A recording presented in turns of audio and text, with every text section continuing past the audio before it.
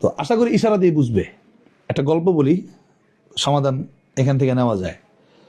ওমর ইবনুল খাত্তাব রাদিয়াল্লাহু আনহু শাসনামল, মিশরের গভর্নর ছিলেন আমর ইবনুল আস রাদিয়াল্লাহু আনহু। বর্তমান সময়ের ছেলেপেলেরা যেমন হুন্ডা গাড়ির রেস দেয় 300 ফিটে গিয়া, তো ওই সময় এরকম রেস হতো ঘোড়ার রেস। তো একটা ঘোড়ার রেস হইলো, প্রতিযোগিতা হলো, সেটা উপরে কোনো যাত্রী ছিল না, ঘোড়ার মালিক ছিল না, আরোহী ছিল না, শুধুই ঘোড়া। তো একজন সাধারণ একজন নাগরিকের, মিশরের একজন সাধারণ নাগরিকের একটা ঘোড়া রেস দিল, সাথে আমর ইবনুল আস রাদিয়াল্লাহু আনহুর ছেলে মুহাম্মদ, তার ঘোড়াও রেস দিল, আর অনেক ঘোড়া ছিল। কিন্তু ওই সাধারণ নাগরিকের ঘোড়াটা এই রেসে প্রতিযোগিতায় আউয়াল, প্রথম স্থান অধিকার করছে।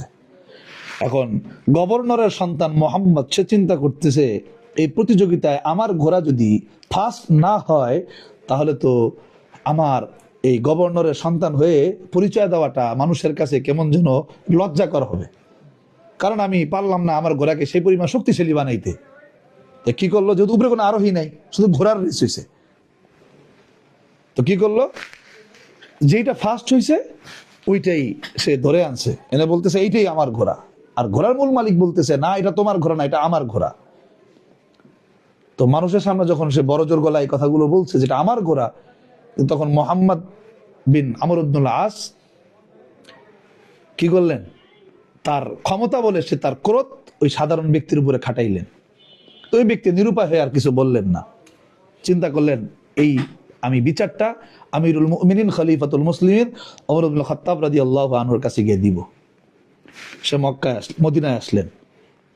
মদিনায় আসবার পরে ঘটনাটা উপস্থাপন করলেন যে আমার সাথে মিশরের গভর্নর আমর ইবনুল আসের সন্তান মুহাম্মদ এই আচরণ করছে, আমার ঘোড়া নিয়ে সে তার রাজনীতি খেলছে।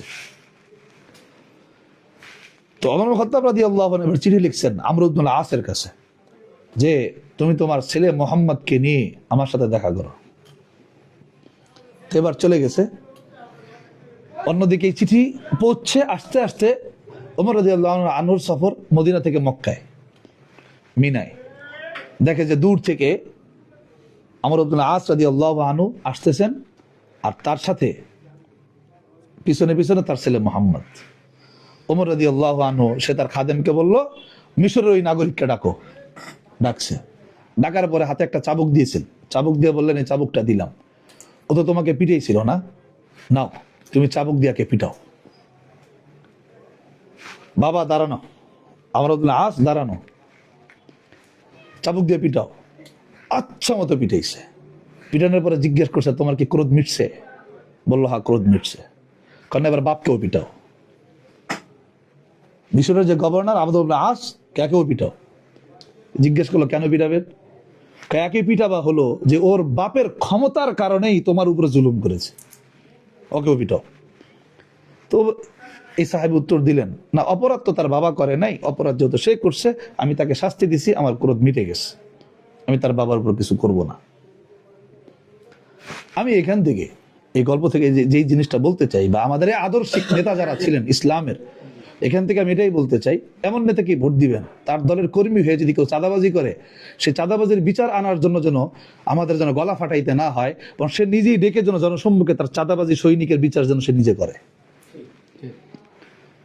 যে মাস্তানি করবে ওইরকম নেতাকেই আমরা নির্বাচিত করতে চাই, যে নেতা তার নিজের কর্মী মাস্তানি করার কারণে জনসম্মুখে সে নিজেই বিচার করবে আর বলবে এই বাংলাদেশ 24-এর আগের বাংলাদেশ নয়, এটা 24 পরবর্তী বাংলাদেশ। আমরা জালেমের জুলুম থেকে নিজেদেরকে মুক্তি করছি, যদি কেউ জুলুমের ভূমিকায় আসে আর আমার ক্ষমতাকে যদি কেউ পুঁজি করে, তার পরিণতি এমনটাই হবে। এরকম ভূমিকা যেই নেতা নিতে পারবে, সেই নেতাকে নির্বাচন করা এবং নির্বাচিত করা এবং তাকে সিলেকশন করা এবং সকলের প্রত্যেকের মূল্যবান মতামত দিয়ে তাকে জয়যুক্ত করা, এটা আমাদের দায়িত্ব।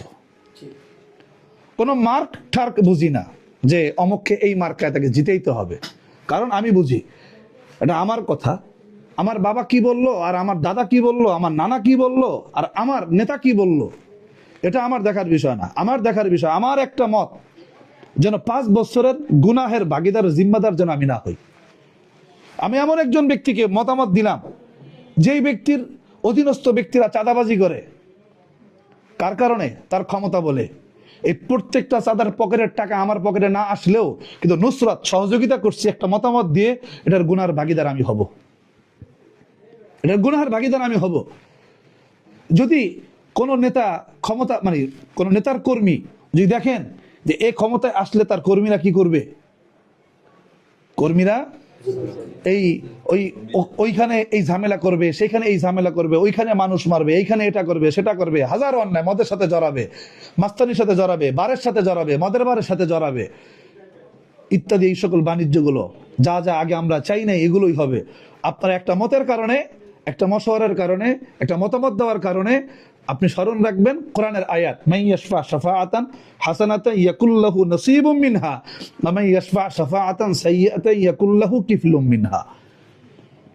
ভালো কাজ এর জন্য সুপারিশ করলে যেমন করনেওয়ালার হিস্সা আপনি যেমন পাবেন, খারাপ কাজের জন্য সুপারিশ করলে খারাপ কাজ করনেওয়ালার পরিণতির একটা অংশ আপনি পাবেন। আল্লাহ রাসূলের হাদিসে তো আছে, আদ-দাল্লু আলাল খাইরি কাফাইলিহি, আবার ওয়াদ-দাল্লু আলা শাররি কাফাইলিহি, কল্যাণের প্রতি যে ব্যক্তি ইশারা দেয়, কল্যাণ করনেওয়ালার যেমন নেকি, ওই ইশারা দেনেওয়ালা, রাস্তা দেখায় দেনেওয়ালারও নেকি পরিমাণ সমান। তো আমরা আমাদের প্রত্যেকের স্থানে, কারোবারি নেত্রকোনা, কারোবারি যশোর, কারোবারি রাজশাহী, জানি আমরা আমাদের এই কথাগুলো আমরা সর্বত্রই বলি, সর্বত্রই বলি, মার্কা দেখে নয়, ব্যক্তি দেখে, ব্যক্তি দেখে। আমার যে সকল যে অঞ্চলে আছে, আমরা মিরপুরে আছি, আরো এক একজন এক এক অঞ্চলে থাকবে, মিরপুরের কোনো ব্যক্তি গিয়ে রাজশাহীর সদরের পুঠিয়া থানার বা ওই অমুক এলাকার কি করবে না, উন্নয়নমূলক কোনো কাজে সে সহযোগিতা করতে পারবে না, যার থানা সেই পারবে। সুতরাং প্রত্যেকের এলাকার উচিত হলো ন্যায়পরায়ণ, ইনসাফদার, সিগারেট খায় না, বিড়ি খায় না, মদ খায় না, মানে পান করে না, কোনো নারীর সাথে অবৈধভাবে জেনার সাথে সম্পৃক্ত নাই, ইত্যাদি ইত্যাদি, কোনো অপকর্মের সাথে সম্পৃক্ত নাই, অথবা তার কর্মীরা অপকর্মের সাথে সম্পৃক্ত নাই, এমন ব্যক্তিদেরকেই নিজের আখিরাত এবং দুনিয়া বাঁচানোর জন্য নির্বাচিত করা, নির্বাচিত করা। বাস এই কোনো মার্কা সম্পর্কে, যেহেতু আমরা কোনো দল করি না, কোনো রাজনৈতিক দলের সাথে আমাদের কোনো সম্পৃক্ততা নাই, কিন্তু হ্যাঁ ভালোর সাথে আমাদের সম্পৃক্ততা আছে, আমরা ভালোকে চিনি, ভালোকে সমর্থন করি। 24-এর অভ্যুত্থানে আমরা জীবন বাজি রেখে কথা বলেছি, আমাদের সন্তানদের কি হবে, স্ত্রীর কি হবে, আমাদের প্রতিষ্ঠানের কি হবে, আমাদের গদির কি হবে, আমাদের সম্পদের কি হবে, আমরা এগুলোর দিকে তাকাই নেই। আমরা এটাই তাকাইছিলাম যে এই দেশ জুলুম মুক্ত হোক, জুলুম মুক্ত হোক। তা আমাদের মতামত যেন কোনো জালেম কোনো নির্দিষ্ট ব্যক্তির পক্ষে যেন না হয়, আমাদের মতামত যেন হয় কল্যাণের পক্ষে, যাতে করে এটা আমাদের ইহকাল এবং পরকালের উভয়ের কল্যাণ যেন আমরা যেন অর্জন করতে পারি। বাস এটাই আমার মত, আর অন্য কোনো মত নাই এই ক্ষেত্রে।